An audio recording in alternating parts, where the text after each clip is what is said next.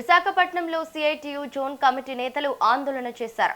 13వ వార్డులో లోడర్ కార్మికులుగా పారిశుద్ధ్య పనులు నిర్వహిస్తున్న గంటా భవానీ, ముడిదాన లక్ష్మిలకు 9 నెలలుగా పెండింగ్ లో ఉన్న వేతనాలను వెంటనే చెల్లించాలని డిమాండ్ చేశారు.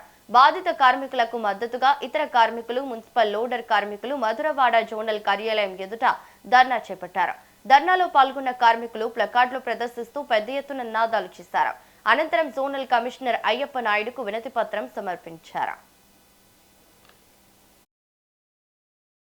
9 ఏళ్ల నుంచి జీతాలు లేవు. భవానీ, లక్ష్మి అన్న ఇద్దరు కార్మికులకి అది అడిగితే అసలు ఉద్యోగాలే మీరు లేరు, చేయట్లేదని తీసేశారు. అది సీఎం వచ్చే దగ్గరికి వెళ్తే మీ ఉద్యోగాలు ఉన్నాయి, మీ పేరే ఉందని చెప్పి వాళ్ళ పేరు లెక్కించి ఎందుకు జీతాలు ఇవ్వరు, వాళ్ళు పనిచేస్తున్న కార్మికులని అడిగితే వాళ్ళకి జీతాలు పెట్టారు. కానీ పెట్టి 3 నెలలు అవుతుంది. కానీ రేపు నుంచి ఇలా ఇక్కడ తిప్పించుకుంటారు. ఇప్పటికి వచ్చి ఇంకా 3 నెలల జీతాలు బకాయి పెరిగిపోయింది.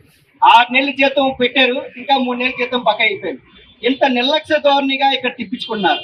ఇక్కడ గౌతమి అన్న ఆవిడ వాళ్ళ చుట్టూ తిప్పించుకోవడం, ఇష్టాసారంగా మాట్లాడటం, మీకు పని అవ్వాలంటే ఫైల్ బరువుగా ఉండాలమ్మా అని చెప్పడం, మీకేమైనా డబ్బులు ఖర్చు పెడితేనే పని అవుతుందని చెప్పడం, ఇలాంటివి చెప్పి వాళ్ళు తిప్పించుకొని చేస్తే వాళ్ళు జీతాలు పడలేదు, ఏం పడలేదు, డబ్బులు ఏమి ఇచ్చుకోగలరు.